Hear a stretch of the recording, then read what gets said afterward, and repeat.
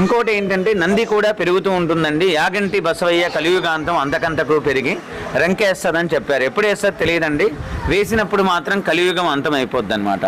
ఎందుకు మీరు అంత ఖచ్చితంగా చెప్పగలుగుతున్నారంటే బ్రహ్మం గారు చెప్పినట్టు అన్నీ జరుగుతూనే ఉన్నాయండి.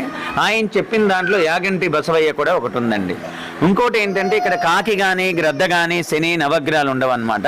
ఎందుచేత అంటే అగర్ష్య మహాముని అనే ఒక ఋషి ఉండేవారు. ఆ ఋషి తపస్సు చేసేటప్పుడు ఒక రాక్షసుడు కాకి రూపంలో వచ్చి మాంసాముద్దలు తీసుకొచ్చి వాళ్ళ హోమంలో వేశారండి. వేసినప్పుడు వాళ్ళ హోమం భంగం అయిపోయిందనమాట.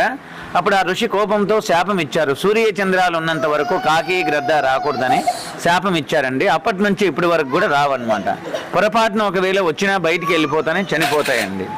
ఇంకోటి ఏంటంటే ఎక్కడైనా చూడండి గోపురానికి పైన 5 కలశాలు ఉంటాయండి, ఇక్కడ 7 ఉంటాయి అన్నమాట. అంటే వైష్ణవ ఆలయం ప్రకారం గుడి కట్టారండి. ఇక్కడ కొండల్లో నుంచి కూడా నీళ్ళు వస్తుంటాయి, ఎక్కడి నుంచి వస్తాయి తెలియదు. 24